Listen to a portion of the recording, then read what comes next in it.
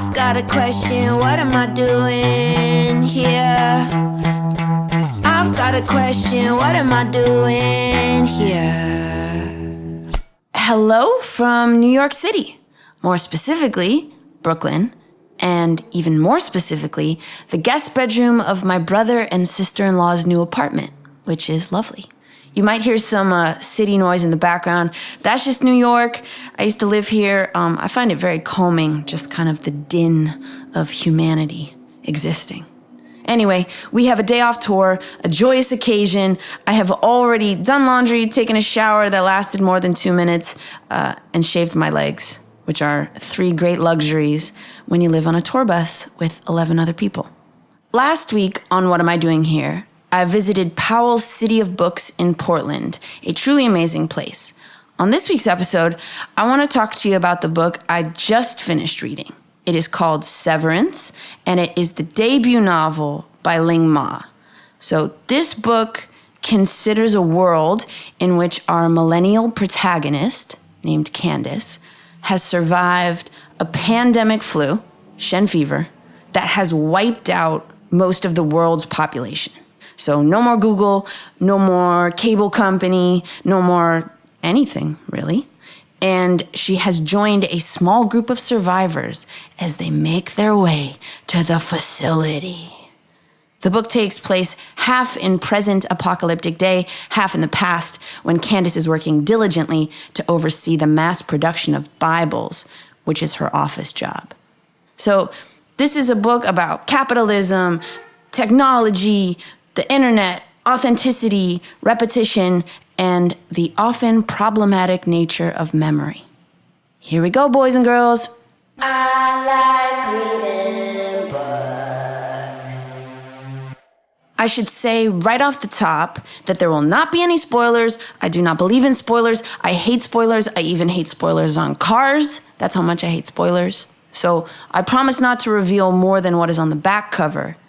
And the sentence on the back cover says, quote, "Is it the end of the world or just another day at the office?" Is it the end of the world or just another day at the office? Is it the end of the world or just another day at the office? So let's start with the definition of severance. There's a few, but 2 really come into play here. First, the state of being separated or cut off.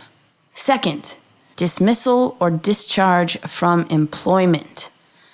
So these both underscore one of the main ideas in the book, at least to me, which is that modern life, replete with corporate structures and subway lines and shopping malls and social media, creates a sense of fundamental disconnection, right? We feel disconnected from other people. We don't make eye contact. We don't interact face to face. We don't borrow sugar from our neighbor. We Amazon Now it instead. We use computer systems we don't even understand and we didn't create. And that sense of disconnection, when considered in extreme, may not be all that different from the sense of disconnection that an apocalypse could bring. Which sounds dramatic, but this novel is quite satirical and very tongue-in-cheek. I'm putting my tongue in my cheek right now. Could you hear that? Anyway, there's so much to talk about. I don't have much time. So there are 2 ideas I loved in this book, and I want to discuss with you today. First is repetition.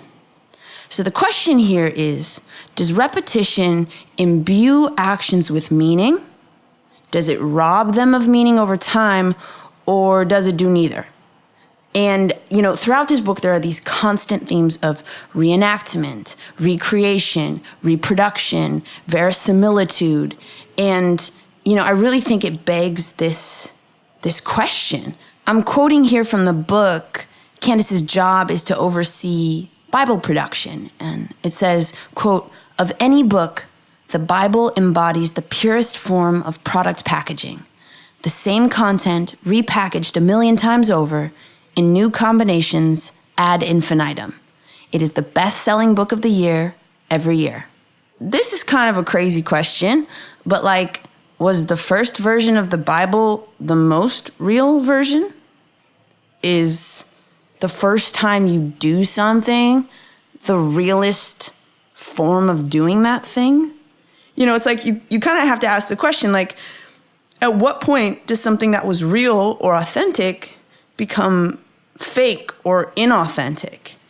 And, you know, I think about this idea with regard to my own job. You know, it's like, okay, so I'm on tour right now, and the first time I played the show, everything was new. You know, I was acting it for the first time. It was the first time I sang that song that way, and the first time we structured the show that way. But now I've done it like 12 times.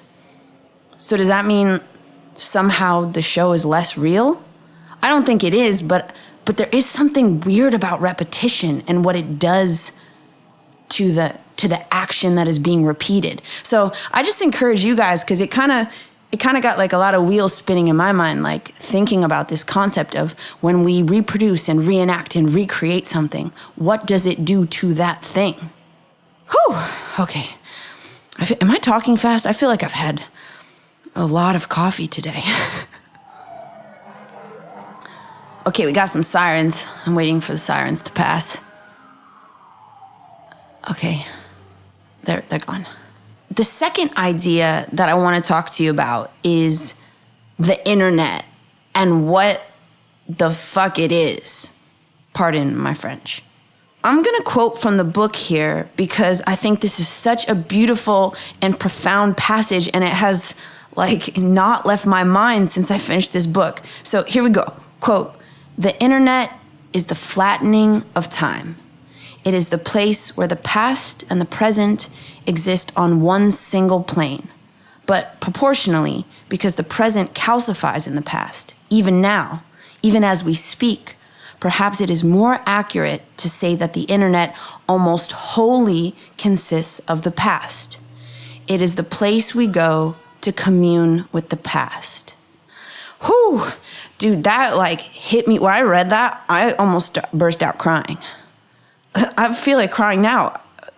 The internet is the place we go to commune with the past.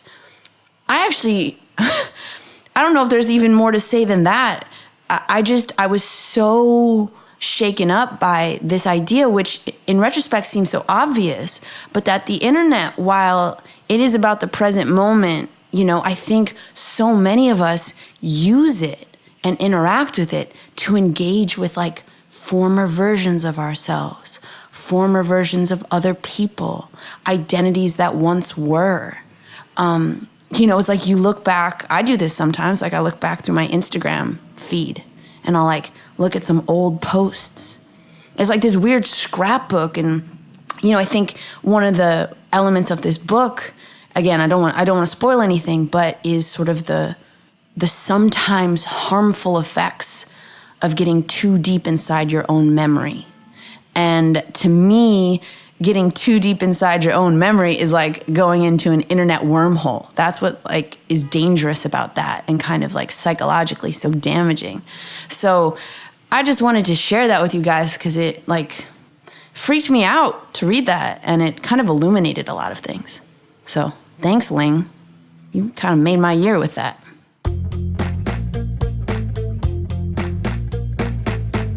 I highly recommend reading Severance by Ling Ma. I think it's a very astute and acerbic novel about the modern condition, and who doesn't need one of those in their life? So go out and get it. It's pink. It's excellent. Support novelists and writers and independent bookstores. And before I leave you, I do want to say my favorite new word that I learned while reading this book is simulacrum, which is an unsatisfactory imitation or substitute. So for me, that's like margarine. You know what I mean? Nothing's better than butter. If you want to talk to me about stuff on the internet, you can use the hashtag K.Flay Show, or you can email me at thekflayshow@gmail.com. And of course, you can listen to my new album, Solutions, everywhere that you like to listen to music. So there's a new episode of What Am I Doing Here every week. Be sure to set a reminder for the K.Flay Show after 9 a.m. on Wednesday. And I'm on tour this fall. Visit kflay.com/tour to get your tickets.